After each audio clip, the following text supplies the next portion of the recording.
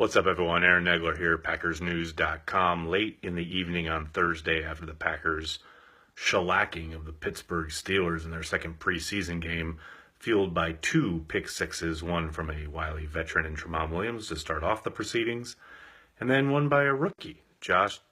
Network connection's bad. I'm sorry, folks. Josh Jackson taking one to the house to start the second half. I'm sorry this may have to go short, just simply because I am up in the woods in Cape Cod after watching the Packers on a stream that hated my life.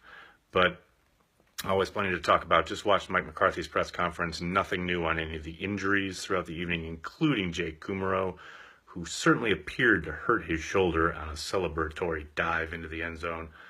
Always unfortunate. Duncan, did this game matter? Not in any kind of standings, not in any way that means anything going forward, but it's always an opportunity to look at some of the young talent or some of the old talent, if you're looking at Jamal Williams and Jimmy Graham, and take an assessment of how they're coming along during camp. Thoughts on Gilbert's performance? Paul, I thought you saw a lot of exciting possibilities there. Guys clearly coming along much faster than everybody else who's playing behind the starters. Whether it was forcing a fumble, coming on a clean look for a sack, working the Steelers left tackle, who the starting left tackle for the Steelers mostly shut down everybody who's coming at him until Gilbert got around him on a third down where he didn't quite get the sack, but he hurried the quarterback's throw. Those are the types of plays you didn't see a lot of last year from the guys behind Clay Matthews and Nick Perry. That's essentially what the Packers are banking on with him, Kyler Fackrell, Vince Beagle. Gilbert seems to be the one guy who's kind of making a play here and trying to, stake a claim for playing time, even with those guys healthy and starting and playing their regular roles starting week one. It's going to be hard to justify keeping Reggie Gilbert off the field if he continues to do the kind of things we saw him do tonight. Do you think the Packers are going to do better this year and have a Super Bowl chance? They absolutely have a Super Bowl chance with Aaron Rodgers at quarterback. No doubt about that. You had a feeling the Packers were going to score a lot tonight. Well, your feeling turned out to be right. Is Gilbert now fighting for a starting job? I'm not ready to say that, but I will say the longer that Nick Perry is out and kept on PUP, and the more Gilbert makes plays and generally acquits himself well like he did tonight, there's zero doubt that it's going to be hard to keep him off the field.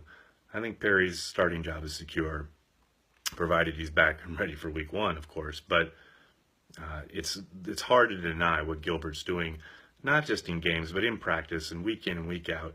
You've seen him bring it all summer long. Like I said, it's going to be hard to keep him off the field. How about Josh Jackson tonight? He was great. Kyle, I agree. And he avoided some of the big mistakes we've seen him make throughout camp. We saw in the first preseason game where grabbing guys' jerseys down the field, etc. Really didn't see a lot of the grabbing or the handsy stuff tonight. I thought he acquitted himself really well. How do you think the backup quarterbacks played?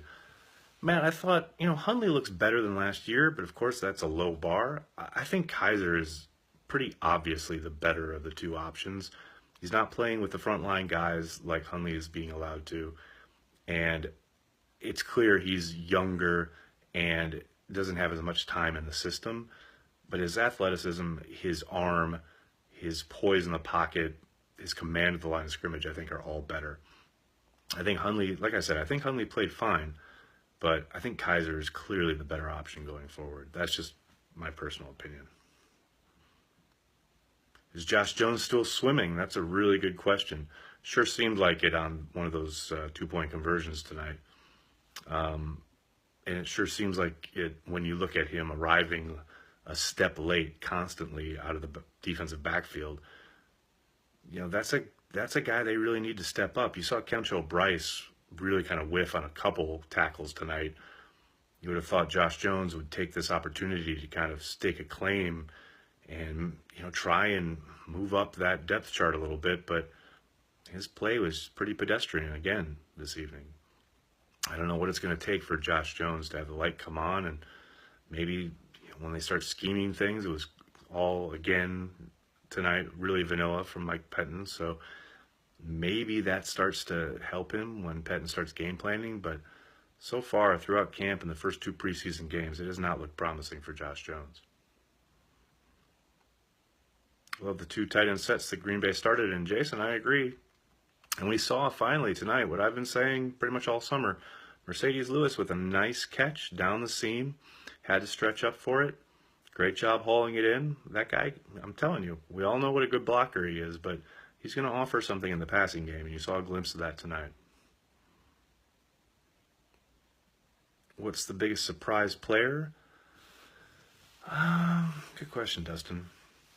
I guess it's not. I didn't see anybody tonight that was really a surprise in the sense that I don't think I saw anybody do anything that we haven't seen guys do before. I think Reggie Gilbert is probably your most consistent, the guy who may not be the biggest name, but is certainly making a push for more playing time. If we don't get Mack, how do you feel about trading for Earl Thomas? I tell you what, I don't think they have to draft. I don't think they have to give up anything for Earl to go get Earl Thomas. I think they need to go sign Eric Reed, who's sitting out there as a free agent still, and who is clearly better than any player they have on offer at the safety position right now in Green Bay. I understand they used a draft pick on Josh Jones. I understand they've been playing Kentrell Bryce. Lauren Burk is a linebacker who was a safety, converted, etc. He's a recent draft pick, plays down in the box, obviously a lot as a linebacker, etc. I understand they have draft capital invested in these guys, but Eric Reed is so far and away better than any of these options the Packers have at the moment that they keep trotting out there. And to have Clinton Dix and Kentrell Bryce whiffing on tackle after tackle, it's almost embarrassing for the Packers, preseason or no. And it's almost pig-headedness now to say, the Packers aren't going to go and explore options on the free agent market. That's, again, just my opinion. Find some offensive tackles. Well, I'm sure they would if they could, but at this point in the game, there isn't a whole lot on offer on the street. The safety position is one of those spots where there are a few options available, but offensive tackle, you're pretty much stuck with what you got at this point in the offseason. Is McCray okay, Josh? Mike McCarthy had no updates on any of the injuries after the game. I did see Aaron Rodgers kind of smile at him as he came off under his own power. It would suggest that they were laughing, joking, etc., and things were okay, but we'll have to see and get a better idea tomorrow. We get a little injury update news from Mike McCarthy. Lauren Burks looked nice today. What's your thoughts on him so far? I think he's great in the passing game. I think you see a lot of kind of the reflexes and the athleticism that the Packers liked when they drafted him. He's a bit of a worry in the run game, especially for teams that go power. Getting guards and centers up on him is going to be a problem. He's got to learn to disengage and got to learn to get off blocks. He's a rookie, so those growing pains are to be expected. But for the most part, it's really promising what he's done so far. Is Bulaga starting week 1? That's what they're telling us.